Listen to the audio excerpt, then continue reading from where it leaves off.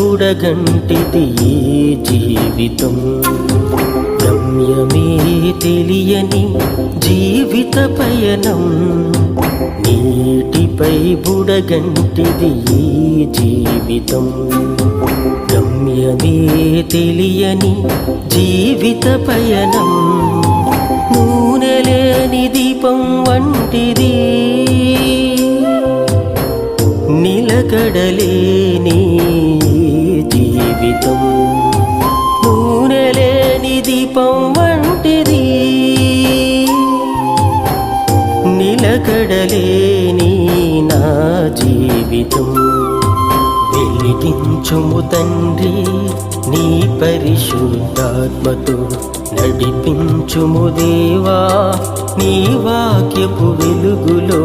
వెలిగించుము తండ్రి నీ పరిశుద్ధాత్మతో, నడిపించుము దేవా నీ వాక్యపు వెలుగులో, నీ వాక్యపు వెలుగులో.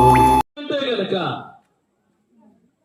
పిలువబడిన గుంపును దాటి ఒక ఏర్పరచబడిన స్థాయిలోనికి, పరలోక మహిమ మేఘమును ఎక్కేటువంటి స్థాయిలోనికి నువ్వు వెళ్ళాలంటే గనక బిడ్డలారా, సంఘమునకు లేదా విశ్వాసకి కొన్ని ప్రాముఖ్యమైన లక్షణాలు ఉండాలి. అందులో మొట్టమొదటిది పరిశుద్ధాత్మని కలిగి ఉండాలి. స్తోత్రం చెప్పండి అందరూ. త్వరగా నేను చెప్పిన లేఖన భాగాలు చదవండి బిడ్డలారా. యోహాను సువార్త 16వ అధ్యాయం 17వ వచనం. యోహాను సువార్త 16:7. అయితే నేను మీతో సత్యము చెప్పుచున్నాను, నేను వెళ్ళిపోవటం వలన మీకు ప్రయోజనకరము. నేను వెళ్ళని ఎడల ఆదరణకర్త మీ వద్దకు రాడు. నేను వెళ్ళిన ఎడల ఆయనను మీ వద్దకు పంపుదును. స్తోత్రం చెప్తామండి అందరూ. హల్లెలూయా, హల్లెలూయా. కళ్ళు లేని వారికి కళ్ళు ఇచ్చి, అదేంటండి, కాళ్ళు లేని వారికి కాళ్ళు ఇచ్చి, మాటలు లేని వారికి మాటలు ఇచ్చి, చనిపోయిన వారిని సైతం లేవదీసి అనేకమైన ఆశ్చర్య కార్యములు, అద్భుత కార్యములు యేసు నామమున యొక్క 3.5 సంవత్సరాల సేవా జీవితంలో జరిగించినటువంటి యేసయ్య అంటున్నాడు, నేను ఇక్కడ ఉండడం కంటే వెళ్ళిపోవడం మీకు మేలు అంటున్నాడు. దేవునికి స్తోత్రం. హల్లెలూయా. నేను వెళ్ళిపోయిన, నేను తండ్రి యొద్ద నుండి వచ్చాను, తండ్రి యొద్దకే తిరిగి వెళ్ళాలి. నేను వెళ్ళిపోవడం మీకు ప్రయోజనకరం. అంటే నేను ఉన్నప్పుడు మీకు ఎంత మేలు జరిగిందో, నేను వెళ్ళిపోయి ఆదరణకర్తను మీ వద్దకు కనుక నేను పంపిస్తే, ఆ పరిశుద్ధాత్మను మీరు కనుక పొందుకుంటే మీకు మరీ ప్రయోజనము అని ప్రభు మాట్లాడుతూ ఉన్నాడు. ఆయన మాట్లాడుతున్న మాటలు అక్షర సత్యముగా మనము భావించవాలి. దేవుని బిడ్డలారా, చాలా మంది అనుకుంటున్నారు, అయ్యా నీవు ఉండగానే అనేకమైన ఆశ్చర్య కార్యములు, అద్భుత కార్యములు, మహిమ కలిగిన కార్యములు మేము చూసాము, నువ్వు వెళ్ళిపోతానంటే మాకెట్లా కుదురుద్ది అని చెప్పేసి అని వారు ఒకంత బాధపడుతున్నారు. కానీ బిడ్డలారా, నేను వెళ్ళిపోవడం మీకు మేలు, మీకు ప్రయోజనకరము.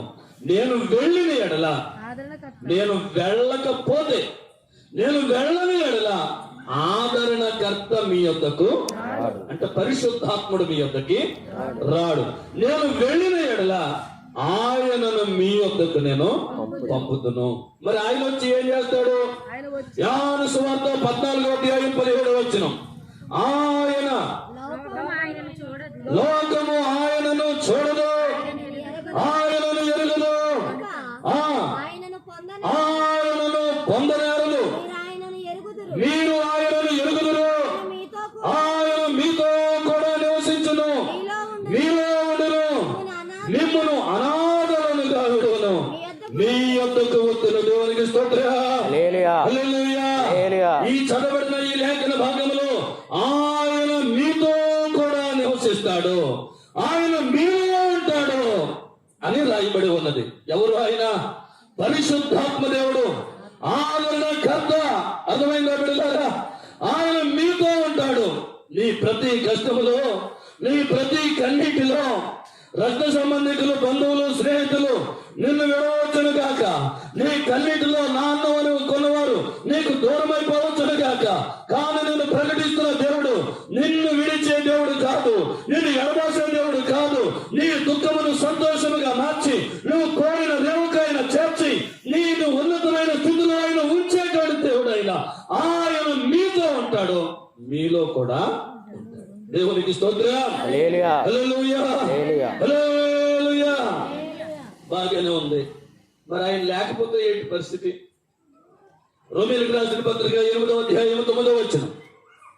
రోమీయులకు రాసిన పత్రిక 8:9. అమ్మా, దేవుని ఆత్మ మీలో నివసించి ఉన్నాడులా మీరు ఆత్మ స్వభావము గలవారే గాని శరీర స్వభావము గలవారు కారు. ఈ మాట జాగ్రత్తగా మీ మనసులోకి వెళ్ళనివ్వాలి. ఎవడైనను క్రీస్తు ఆత్మ లేనివాడైతే వాడు ఆయన వాడు కాదు. స్తోత్రం చెప్పండి, చెప్పాలండి, అందరూ చెప్పాలండి. హల్లెలూయా, హల్లెలూయా. కాగా ఎవడైనను క్రీస్తు ఆత్మ లేనివాడైతే వాడు ఆయన వాడు. ఇప్పుడు పిలువబడిన వారికంటే ఏర్పరచబడిన గుంపులో నువ్వు ఉండాలంటే కనుక నీవు పరిశుద్ధాత్మ అనేటువంటి వరాన్ని పొందాలి. ఆ ఆత్మ లేకపోతే వాడు ఆయన వాడు కాదు. అక్రమము చేయవాళ్ళారా మీరెవరో ఎరుగను అంటాడు ఆయన. అర్థమవుతుందండి? అయ్యా, నీ నామం పేరిట మేము ప్రవచనాలు చెప్పలేదా, దయ్యములను వెళ్ళగట్టలేదా, భాషలను మాట్లాడలేదా, ఎక్కడ ప్రార్థన కూటమైతే అక్కడికి మేము రాలేదా? ఆ దినమున మీరు ఈ విషయాల గురించి చెప్తారు.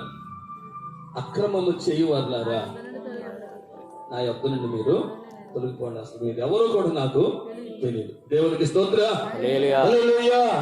కాబట్టి బిడ్డలారా, నీవు ఏర్పరచబడిన గుంపులో ఉండాలంటే, ఆయన ఎంపికలో ఉండాలంటే కనుక నీవు పరిశుద్ధాత్మ అనేటువంటి వరమును నీవు పొందుకోవాలి. దేవునికి స్తోత్రం. హల్లెలూయా. ఇక అత్యంత ప్రాముఖ్యమైనది రెండో విషయం, పరిశుద్ధాత్మ దేవుణ్ణి వెంబడించాలి. ఏం చేయాలి చెప్పండి? వెంబడించాలి. ఆయన అడుగు జాడలలో మనము నడవాలి. పరమగీత కన్యక అంటుంది, బిడ్డలారా, ప్రియుడా నీ మందలో నీ వెచ్చడమే కూర్చున్నావు, నీ జతకాండ్ల మందలో నేను ఎందుకు ఉండవలను అని అడుగుతుందా? ప్రియుడు అంటున్నాడు, నారీమణి సుందరి, అది నీకు తెలియకపోయినా మందల అడుగు జాడలను బట్టి నీవు. దేవునికి స్తోత్రం. హల్లెలూయా, హల్లెలూయా. ఆది నుండి ఏ మార్గము ఉన్నదో, ఏ పరిశుద్ధాత్మ దేవుడు వేసిన పునాదులు ఉన్నాయో ఆ మందల అడుగు జాడలను బట్టి నీవు పొమ్ము, అక్కడ నీవు నీ ప్రియుడిని కనుగొంటావు అంటున్నాడు. దేవునికి స్తోత్రం. హల్లెలూయా. మరి ప్రియురాలేమంటుంది, నీ జతకాండ్ల మందలు వెళ్తున్నాను, నేను ఎండ తగిలిన దానిలాగా ఉంటున్నాను. అయ్యా, ఎక్కడుండే పరిస్థితి నాకేమయ్యా, ప్రాణం పెట్టిన ప్రియుడా, నీవు ఎక్కడ నీ మందలు మేపుతున్నావు అక్కడ నేను ఉంటానయ్యి అంటే మందల అడుగు జాడలను బట్టి నీవు వచ్చా. దేవునికి స్తోత్రం. హల్లెలూయా, హల్లెలూయా. ఆదికాండం 24వ అధ్యాయం 8వ వచనం దగ్గర నుండి 14వ వచనం వరకు మీరు ఇంటి దగ్గర బాగా ధ్యానం చేయండి. మచ్చుకి 8వ వచనం చదవండి. అమ్మా, అయితే నీ వెంట వచ్చుటకు ఆ స్త్రీ ఇష్టపడని ఎడల ప్రమాణము నుండి విడుదల పొందుదువు గాని నీవు నా కుమారుని అక్కడకు తీసుకుని పోకూడదని అతనితో. ఇక్కడికి అందరూ స్తోత్రం చెప్పండి, చెప్పాలండి అందరూ. హల్లెలూయా, హల్లెలూయా. ఎవరిని గురించిన ముచ్చట ఇది? అబ్రహాము బహుకాలము గడిచిన వృద్ధుడై ఉన్నాడు. వృద్ధాప్యమందు అతనికి ఒక కుమారుడు పుట్టాడు. ఆ కుమారుడు పేరు ఇస్సాకు. అతడు వివాహ వయసుకు వచ్చి ఉన్నాడు. అబ్రహాం అంటున్నాడు, తన ఇంటి పెద్ద దాసుడైన ఎలియాజరును పిలిపించి, ఏ ప్రజల మధ్యలో నేను నివాసం ఉంటున్నాను, ఆ ప్రజలలో ఏ ఒక్కటి కూడా, ఆ కనానీయుల కుమార్తెలో ఏ ఒక్కటి కూడా నా బిడ్డకి భారీగా ఉండడానికి వీలు లేదు. నా బంధువుల దగ్గరికి వెళ్ళు, నా స్నేహితుల దగ్గరికి వెళ్ళు, నా రక్త సంబంధికుల దగ్గరికి వెళ్ళు, నా ఊరి జనం దగ్గరికి వెళ్ళు, అక్కడ నా కుమారునికి ఒక వధువుని నీవు సిద్ధపరిచి తీసుకుని రా. దేవునికి స్తోత్రం. హల్లెలూయా. మీ అందరికి చాలా సార్లు ఈ వాక్యం మీరు వినే ఉంటారు. అబ్రహాము తండ్రి అయిన దేవునికి సాదృశ్యం, ఇస్సాకు కుమారుడైన యేసుక్రీస్తు ప్రభువుకి సాదృశ్యం, ఎలియాజరు పరిశుద్ధాత్మ దేవునికి సాదృశ్యం, రిబ్కా సంఘమునకు సాదృశ్యం కదండి. ఇప్పుడు ఇస్సాకుకి భార్యను ఎంపిక చేసే బాధ్యత ఎవరి మీద ఉందో ఒకసారి సూటిగా చెప్పండి నాకు. ఎలియాజరు. ఎవరు ఎలియాజరు? పరిశుద్ధాత్మ దేవుడు. స్తోత్రం చెప్పండి. హల్లెలూయా, హల్లెలూయా, హల్లెలూయా. నీతో వచ్చుటకు ఆ స్త్రీ ఇష్టపడిన యెడల ఆమెను వదిలేయ్ అన్నాడంతే. అర్థమైందా మీకు? ఇప్పుడు నువ్వు ఏర్పరచబడిన గుంపులో ఉండాలి అంటే గనక ఎలియాజరును వెంబడించే మనసు నీకు ఉండాలి. దేవునికి స్తోత్రం చెప్పండి. హల్లెలూయా, హల్లెలూయా. ఎలియాజరును వెంబడించాలి. అయ్యో మా నాన్నండి, మా తల్లిదండ్రులండి, నా ఊరండి, నా గ్రామం అండి, నా రక్త సంబంధికులండి, అయ్యో నా బిడ్డలండి, నా స్నేహాలండి, నా సాంగత్యం అండి, కుదరదుగాక కుదరదు. ఎవరిని వెంబడించాలి? అవన్నిటిని వదులుకొని ఎలియాజర్ని వెంబడించడానికి ఇష్టపడితేనే నువ్వు ఏర్పరచబడిన గుంపులో ఉంటావు. దేవునికి స్తోత్రం. హల్లెలూయా.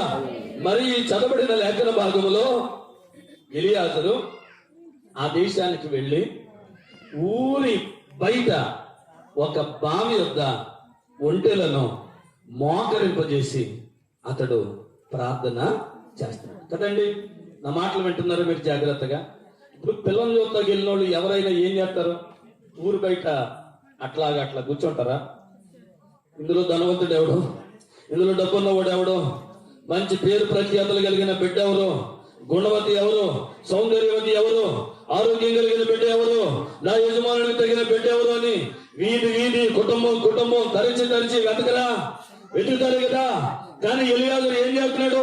ఊరి బయటను మాత్రమే ఉండి అయ్యో ఎవరు ఎక్కడి వారు అనేటువంటి దాన్ని ఏమి ఎంకరేజ్ చేయట్లేదు. ఆ బావి యొద్ద మోకరించి ప్రార్థన చేస్తున్నాడు. దేవుని యొక్క చిత్తం, ఎలియాజరు యొక్క ఉద్దేశం ఏంటంటే రెబెకా కంటే అందగత్తెలు, నా మాట వింటున్నారు మీరు? రెబెకా కంటే అందగత్తెలు ఆ ఊరిలో ఉండొచ్చు. రెబెకా కంటే సౌందర్యం కలిగిన వారు ఆ ఊరిలో ఉండొచ్చు. కానీ ఇస్సాకుకి భారీగా ఉండే యోగ్యత కావాలంటే గనక ఆమె మంచమును విడవాలి, తండ్రి ఇంటిని విడవాలి, సుఖములను విడవాలి, సౌభాగ్యములను విడవాలి, ఖాళీ కడవను చేత పెట్టుకోవాలి, చంకలు పెట్టుకోవాలి, బావిలోకి పరిగెత్తుకుపోయే అనుభవంలో ఉండాలి. అర్థమైందా? ఆ ఖాళీ కొండతో బావిలోనికి దిగిపోయే అనుభవం కలిగి ఉండాలి. ఆ బావిలోనికి దిగిపోయి తన ఖాళీ కడవను నీళ్లతో నింపుకునే అనుభవము కలిగి ఉండాలి. బావిలో నుండి పైకి ఎక్కే అనుభవము కలిగి ఉండాలి. అంత మాత్రమే కాదు, పరిశుద్ధాత్మక సాదృశ్యంలో ఎలియాజరు యొక్క దాహము తీర్చే మనసు ఉండాలి. స్తోత్రం చెప్పండి అందరూ. హల్లెలూయా, హల్లెలూయా, హల్లెలూయా. అయ్యో నువ్వు పిలవడిన వాడిగా కావచ్చు, నువ్వు సంఘంలో సభ్యుడిగా కావచ్చు, పాటలు బాగా పాడవచ్చు, వాక్యాలు చదవచ్చు, ఆరాధన చేయవచ్చు, నువ్వు పిలవడిన వాడు అవ్వచ్చు. ఏర్పరచబడిన గుంపులో నువ్వు ఉన్నావా? ఇది ఈ రాత్రి నా ప్రశ్న. దేవునికి స్తోత్రం. హల్లెలూయా, హల్లెలూయా. నువ్వు దీపాన్ని అవ్వచ్చు, దాంట్లో నూనె లేకపోతే ప్రయోజనం లేదు నాన్న. నేను చెప్పే వాక్యం అది. నువ్వు దీపాన్ని అవ్వచ్చు, తలాంతులు ఉండొచ్చు, వరములు ఉండొచ్చు, పొలములు ఉండొచ్చు, దానిలో నూనె లేకపోతే ఎంపిక చేయబడిన బిడ్డల్లో నువ్వు ఉందో. ఎంత బతికి ఇంటి వెనకాల తెచ్చాడని ఒక సామెత ఉందో చూసారా? అట్టగుంటుంది మన జీవితం. దేవునికి స్తోత్రం చెప్పండి. హల్లెలూయా, హల్లెలూయా. దేవుడు అంటున్నాను బిడ్డలారా, రెబెకా ఎట్లాగైతే ఆ బావి ఎందుకు పరిగెత్తుకుపోయే అనుభవం కలిగి ఉందో, బావిలోనికి దిగిపోయే అనుభవం కలిగి ఉందో, తన కడవను నేల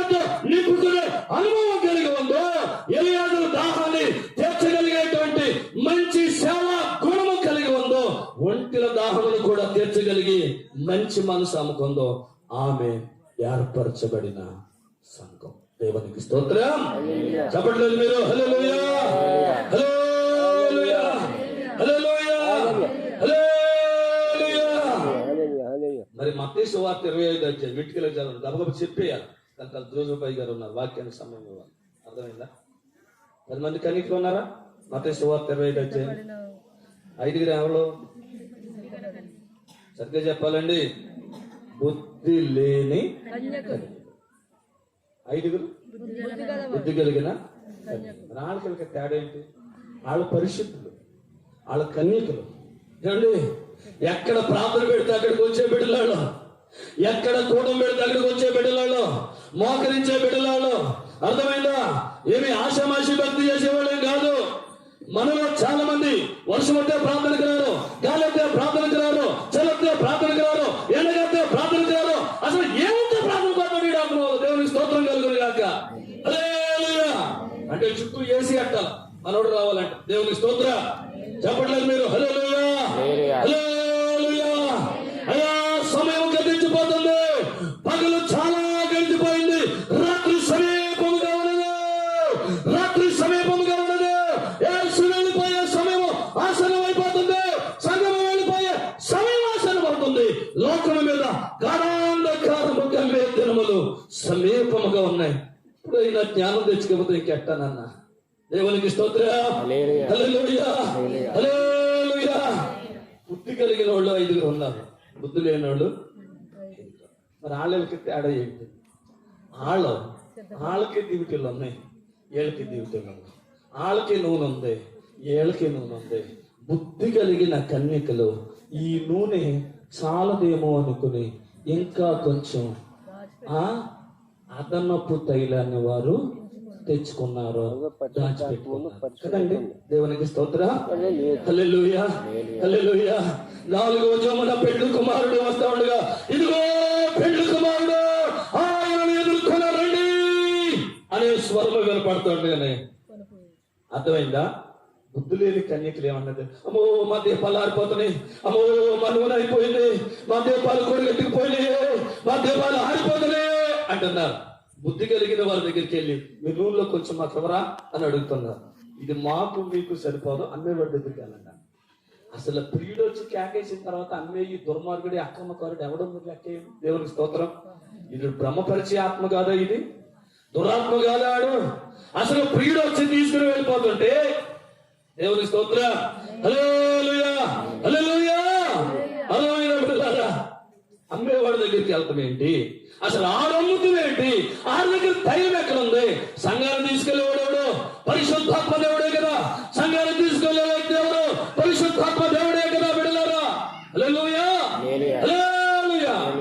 నేను చెబుతున్న మాట ఒకటే, నువ్వు పిలువబడిన గుంపులో ఉన్నావా? ఏర్పరచబడిన గుంపులో ఉన్నావా?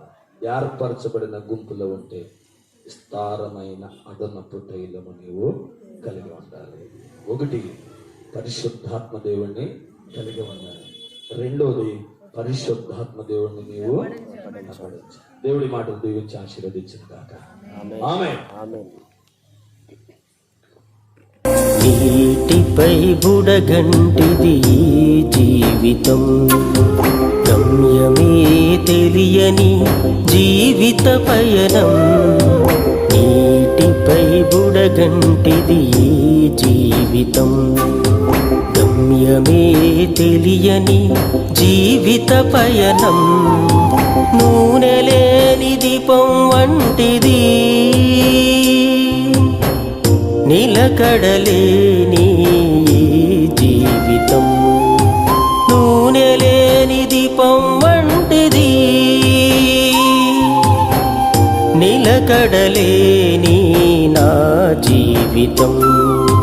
వెలిగించుము తండ్రి నీ పరిశుద్ధాత్మతో, నడిపించుము దేవా నీ వాక్యపు వెలుగులో. వెలిగించుము తండ్రి నీ పరిశుద్ధాత్మతో, నడిపించుము దేవా నీ వాక్యపు వెలుగులో. నీ వాక్యపు వెలుగులో నీటిపై నీటిపై బుడగంటిది ఈ జీవితం, గమ్యమే తెలియని జీవిత పయనం. నీటిపై బుడగంటిది నా జీవితం, గమ్యమెరుగని జీవిత పయనంలో